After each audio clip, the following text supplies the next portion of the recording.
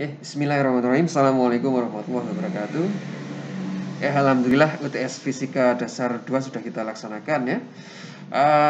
Nilainya sejauh ini cukup memuaskan, cukup bagus, memuaskan. Kira-kira di rata-rata 65-70 ya. Nah, ini sebuah penyampaian yang bagus. Oke, ya kita sudah laksanakan UTS-nya. Nilai juga sudah dibagikan. Nah, ini bagi saya tinggal satu kewajiban lagi, memberikan pembahasan soalnya. Ya.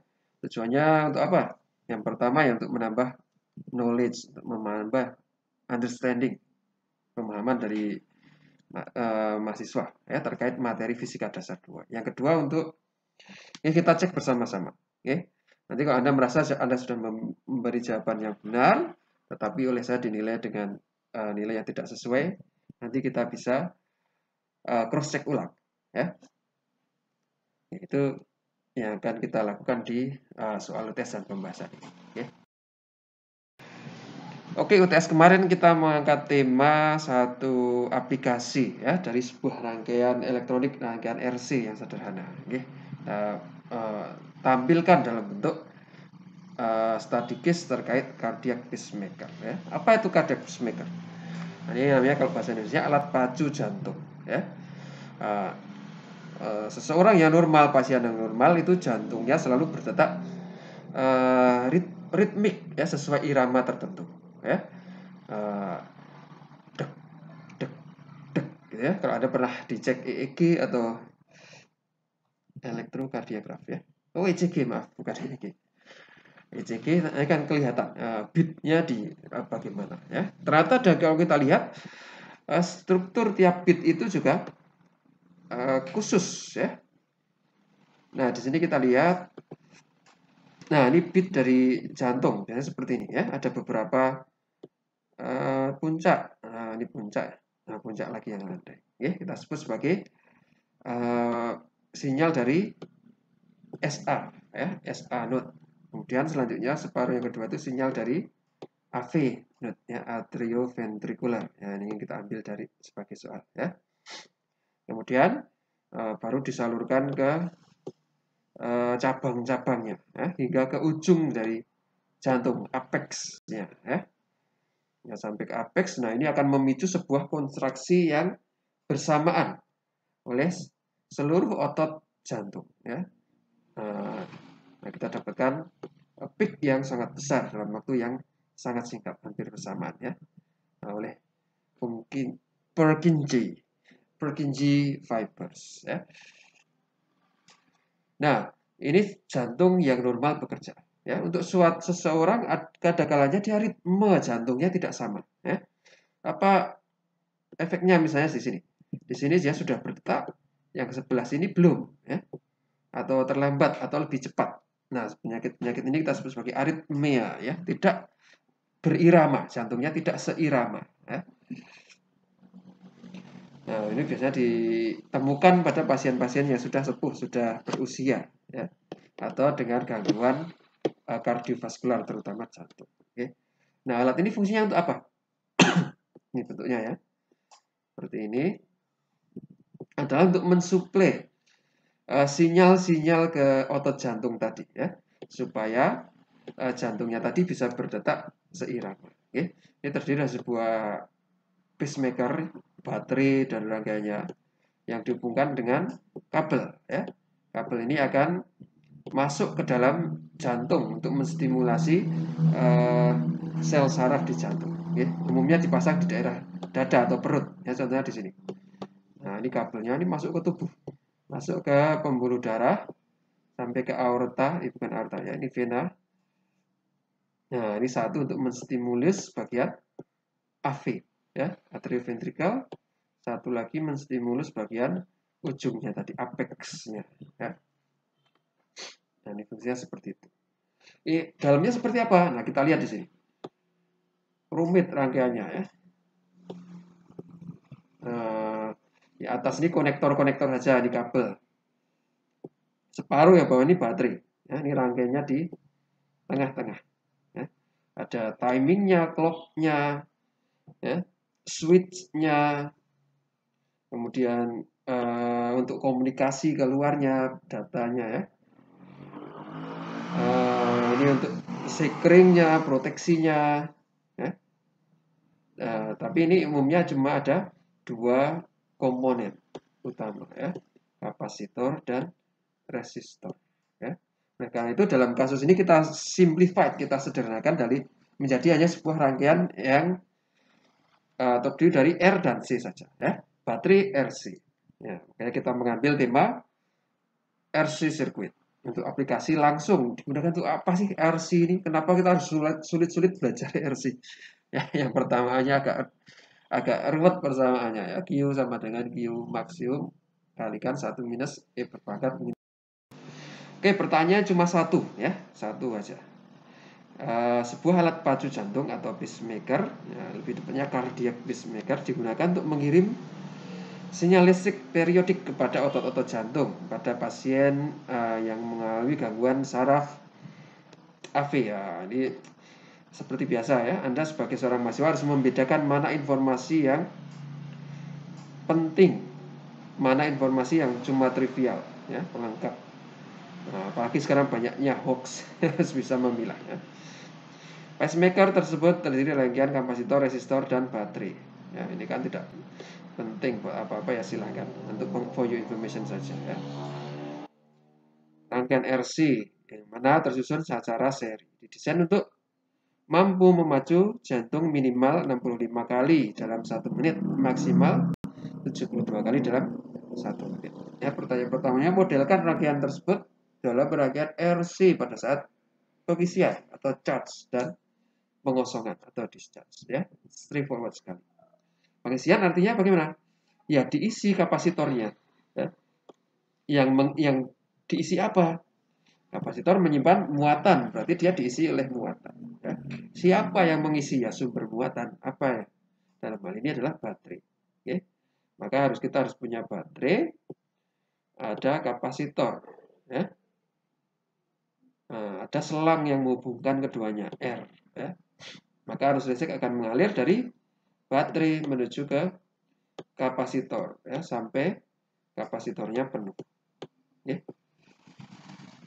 Gitu ya.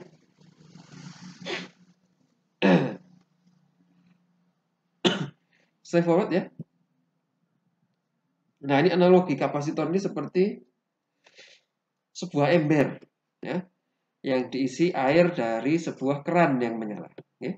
Kalau kita nyalakan keran, dia kan cuma bisa mengucur sedikit ya, debitnya sudah tertentu ya, misalnya 1 liter per 10 detik misalnya, atau berarti 5 liter per menit ya. Apalagi PLN di masa-masa pagi hari semua, maaf kok PLN, PDAM di masa pagi hari ketika semua butuh mandi ya.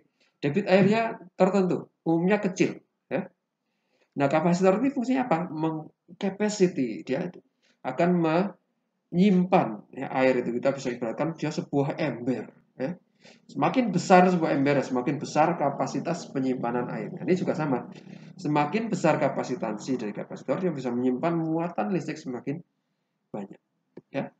Kalau cas artinya apa ya? Kita nyalakan kerannya, air tadi mengalir melalui pipa, masuk ke ember, tertampung ya. Awalnya kosong, menjadi 1/4, menjadi setengah, 1/3, menjadi penuh. Nah, itu sebagai fungsi charge ya. Nah, kalau discharge seperti apa? Nah, discharge ini namanya pengosongan. Nah, kita akan mengosongkan si ember itu ya. Dalam hal ini pengosongan, maka kita tidak perlu adanya baterai ya. Yang dikosongkan apa? Kapasitor. Dari kondisinya apa? Full, misalkan embernya sudah penuh, kita mau gunakan buat nyiram toilet misalnya ya. Untuk nge-flush. Kalau nge-flush pakai keran ngutur itu kan enggak, kotorannya tidak akan pergi ya. Nah, itu kita harus nge-flush pakai air seember langsung ya. Nah, itu fungsi kapasitor seperti itu, mengumpulkan muatan dari sedikit demi sedikit, kemudian dia mendischarge-nya secara serta-merta bersamaan dalam jumlah yang besar ya. Maka untuk rangkaian discharge kita cuma perlu kapasitor dan saluran untuk mengalirkan airnya, resistornya ya. Ketika discharge bagaimana? Ya, balik sekarang. Harus keluar dari kapasitor ya. Nah, ini arah arus di sini cuma konvensi saja. Nanti kalau setelah dihitung hasilnya negatif ya berarti yang benar arah sebalikannya. Ya. Nah, berarti charge sederhana seperti ini ya. Ada baterai mengisi kapasitor melalui resistor. Discharge kapasitor yang dikosongkan isinya melalui sebuah resistor. Ya. Nah, insya Allah semuanya benar kali. Oke, kita masuk ke B ya. Di sini mau ditanyakan apa yang dimaksud dengan time constant ya pada rangkaian RC. Tentukan besarnya nilai time constant dari rangkaian RC jika R 1000 ohm dan C 325 kali 10 4 minus 6 farad ya. Nah, time constant ini sebuah besaran ya. Namanya saya times, ini persatuannya juga time second ya. Ini menunjukkan seberapa cepat atau seberapa lambat sebuah kapasitor ini terisi atau terkosongkan ya. Tadi kita punya bak air tadi, kita nyalakan dari keran melalui sebuah pipa masuk ke ember ya. Nah, ini menyatakan seberapa cepat air ini terisi penuh ya. Atau ketika kita embernya kita gunakan untuk menyiram, seberapa cepat dia menjadi kosong ya. Nah, seberapa cepat sebuah kapasitor terisi atau terkosongkan dalam sebuah rangkaian RC ya. Atau secara teknikalnya kosongnya seberapa sih ya? Seberapa kosong, apakah 100% kosong, 50% kosong. Nah, ini lebih definitif kan menjadi waktu yang diperlukan untuk mengisi kapasitor dari kondisi 0 ya, kosong hingga terisi sebesar 1/E ya, atau sekitar 63% ya dari muatan penuhnya. Maaf, ini harusnya bukan 1/E, 1 minus E. Ya, kira-kira terisi 63% ya. Atau juga bisa didefinisikan sebagai waktu yang diperlukan oleh sebuah kapasitor untuk yang awalnya penuh hingga terkosongkan 63%. Ya, jadi 63% sudah keluar dari kapasitornya tadi. Ya. Nah, untuk sebuah sistem RC besarnya T ini ditentukan oleh besarnya R dan besarnya C. Ya, T tau sama dengan R kali C. Ya, untuk soal nomor 1 kita berarti R-nya 1000 ohm, C-nya 325 kali 10 pangkat minus 6. Ya, ketemunya berapa? 0,325 detik. Ya. Jadi untuk sekali mengisi sampai kira-kira penuh 0,63% perlu 0,325 detik. Ya. Kita lanjutkan ke C. Ya. Alat tersebut memacu jantung dengan cara mengirimkan sinyal listrik berbentuk pulsa tegangan ya ke otot jantung. Ketika tegangan di kapasitor mencapai 3 volt ya, dia mencapai tegangan di plat kapasitor tadi kan setelah diisi semakin penuh sampai kira-kira 3 volt dia baru mulai discharge ya. Dimana saat itu kapasitor serta-merta dikosongkan, di discharge ya. Jika GGL baterai yang digunakan 4 volt, kapasitor tadi sama 325 mikro ya, R-nya 1000 kilo ya, pada suhu 36 derajat Celcius. Tentukan muatan listrik maksimum kapasitor ya, berarti berapa kapasitasnya yang bisa disimpan oleh kapasitor ya. Kalau C sama dengan Q per V, maka yang ditanyakan di sini adalah Q ya. Berapa sih muatan listrik yang bisa disimpan? Ya, berarti C kalikan V.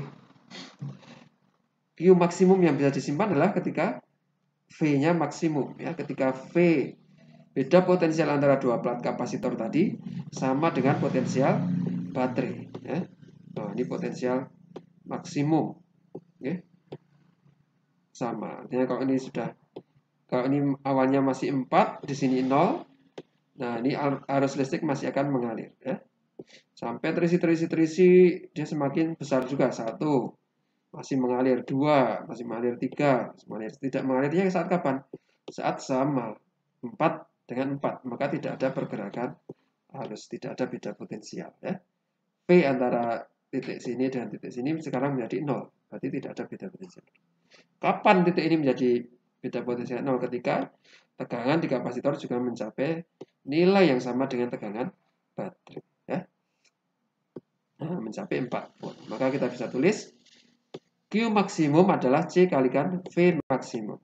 325 mikro kalikan 4. Ya, kira-kira 1,3 kali 10 minus 3 coulomb. Ya. Berapa muatan listrik yang disimpan kapasitor ketika tegangan antara kedua sisi kapasitor mencapai 3? Ya, berarti kita tulis Q pada saat 3 volt, ya C kalikan V pada saat 3 volt. Nah, 325 kali 10 minus 6 kalikan 3. Volumenya 0,975 kali 10 minus 3 coulomb. Ya. Nah, sekarang kita masuk ke waktu yang diperlukan. Ya. Kira-kira waktunya berapa yang diperlukan untuk kapasitor tadi mencapai tegangan discharge 3, ya, 0. Nah, berarti kita perlu lihat ya grafiknya. Ya. Ini muatan yang disimpan, ini waktu. Ya. Nah, dia biasanya berbentuk eksponensial karena persamaan kita juga eksponensial. Ya. Nah, seperti pertumbuhan jumlah positif virus corona eksponensial. Ya.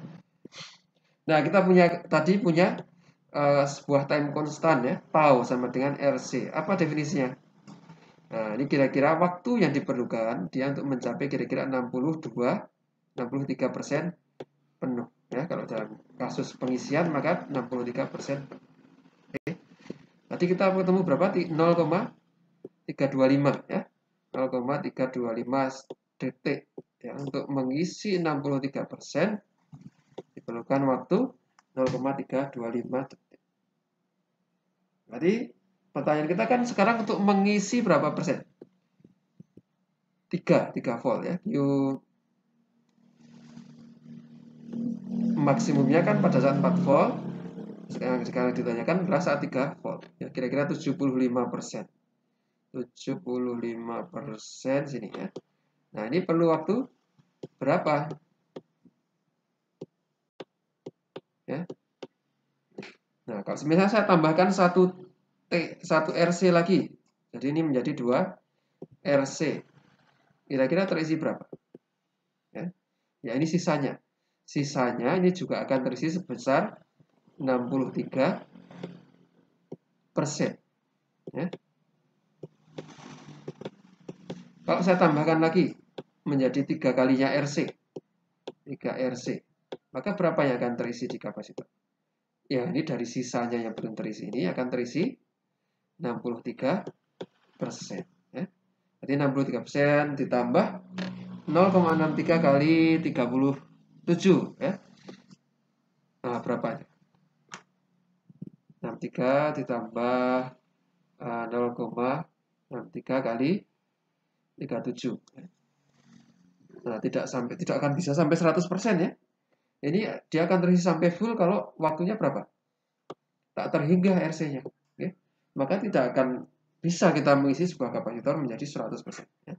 Oleh karena itu secara praktikal definisi penuhnya tidak berdasarkan memang sudah penuh atau tidak. Ya, biasanya kita set. Kalau tegangan yang dicapai oleh kapasitor ini sudah mencapai nilai sekian, maka dia akan trigger ya discharge misalnya. Ya. Nah, dalam kasus ini kita set hanya 75%. Ya. Nah, sekarang yang kita ingin tahu adalah dia perlu waktu berapa sih untuk mencapai 75% penuh ini. Ya. Maka kita gunakan persamaan charging. Ya. Q pada saat 3 volt sama dengan Q maksimum kalikan 1 minus E berpangkat minus T per RC. Ya. Nah, kita tahu ulang nih. Q-nya saya balik ke sisi kiri ya. Menjadi Q 3 volt dibagi Q max sama dengan 1 minus E berpangkat minus T per RC. Ya. Nah, sekarang saya geser lagi nih. Minus E-nya saya geser ke sini supaya jadi positif. Q per Q-nya saya geser ke sana. Ya. Maka saya menjadi 1 minus Q 3 per Q max sama dengan E berpangkat minus TRC ya. Nah, untuk menghilangkan E-nya bagaimana? Ya kita logkan natural logaritmik ya, ln. Maka kalau saya tuliskan ln 1 minus Q3 per Q mat, nah, E-nya menjadi hilang. Jadi minus T per RC ya. Kita tinggal masukkan nilainya. Dari poin B kan kita sudah menghitung ya. Dan 1 dikurangi 3/4. Nah, ini kan 3 kali kapasitas, ini 4 kali kapasitas. Ya. Jadi 3/4 saja. 1 kurangi 3/4 berapa? 1/4 atau 0,25. Ya. Ln 0,25 sama dengan minus T per RC. Nilai RC kita berapa? Tahu kita. 325 detik. Ya.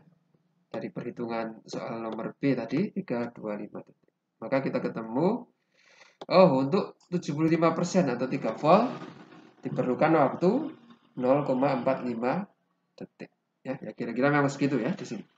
Ini 325, ini 0,62 Rc. 0,65. Nah, ini belum sampai 2 Rc sudah terisi. Oke.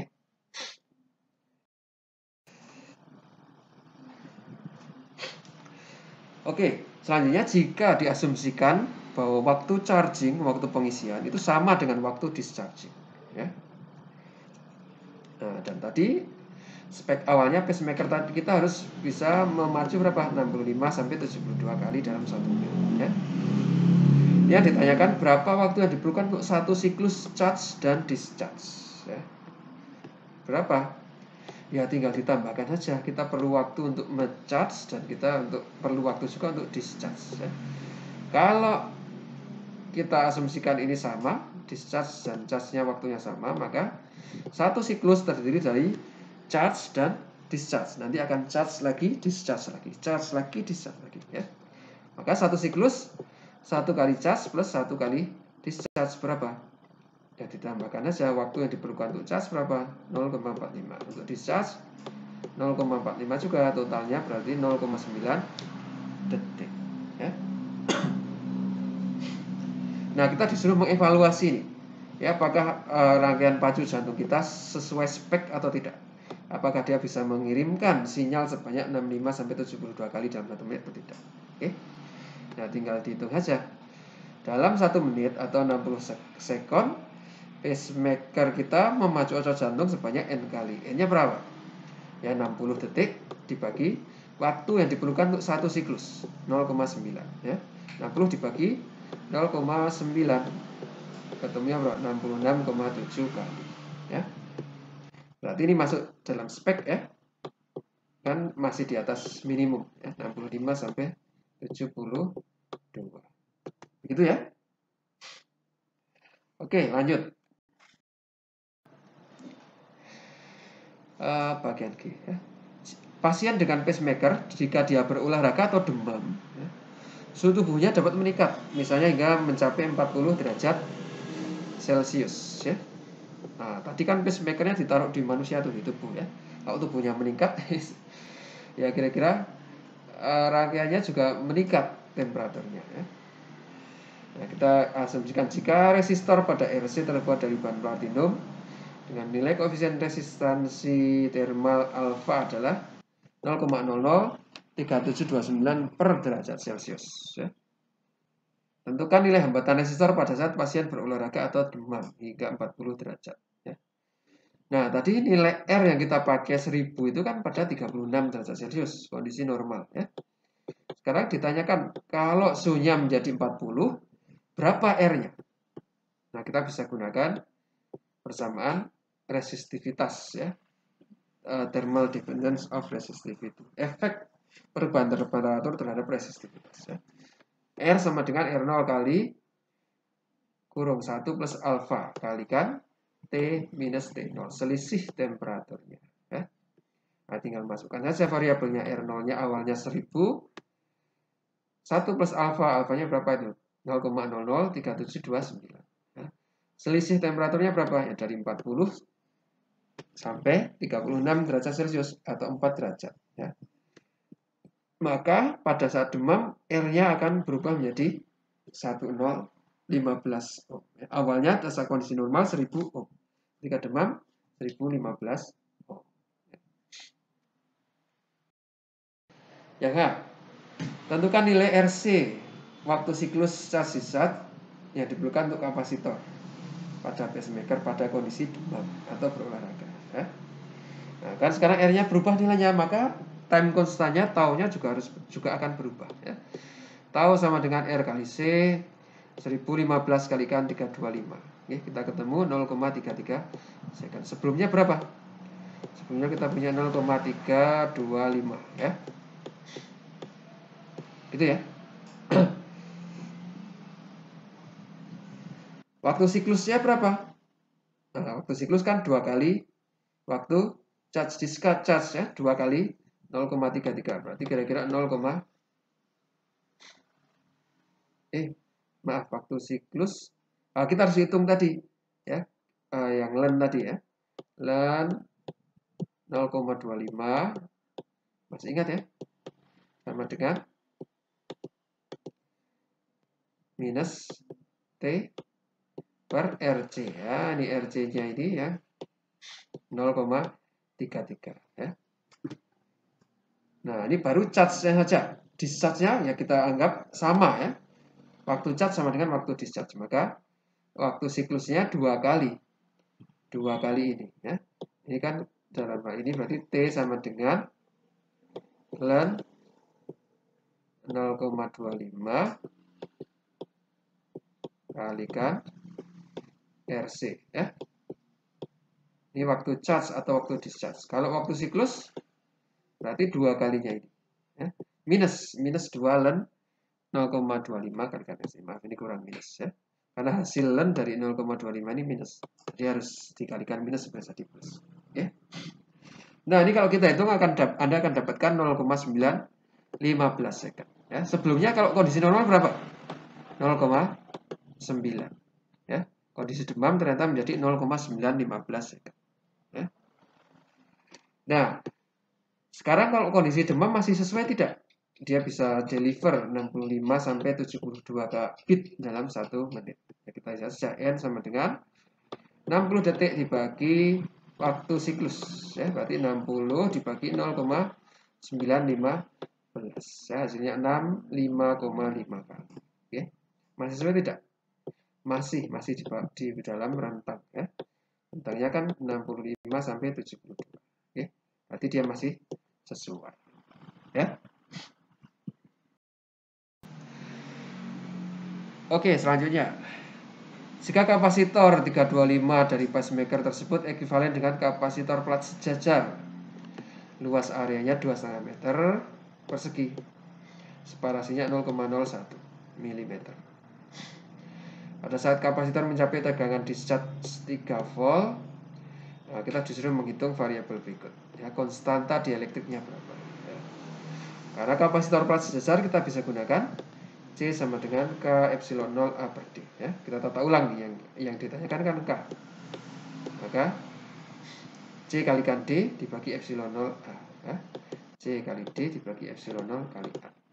C 325 mikro D 0,01 mili epsilon 0 8,854 kali 10 minus 12 kalikan A 2,5 ya. Nah, kita dapatkan nilai konstanta dielektriknya 147 ya. Energi potensial yang tersimpan dalam kapasitor, energi potensial berapa?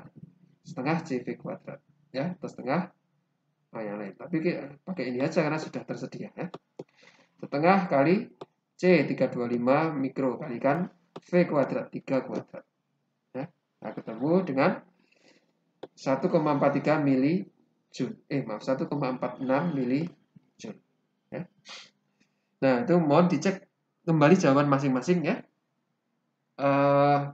UTS perbaikan akan saya buka lagi di e-learning. Anda bisa mencoba 5 kali, tapi saya harapkan yang difokuskan adalah understanding-nya ya, bukan masalah nilai. Nilai gampang ngasih nilai, enggak perlu nyetok.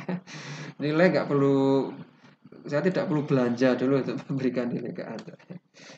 Jadi yang penting di sini adalah Anda tahu, understand apa itu konsepnya tadi, RC tadi digunakan untuk apa ya. Salah satunya untuk manajemen time ya, di rangkaian-rangkaian elektronika. Oke.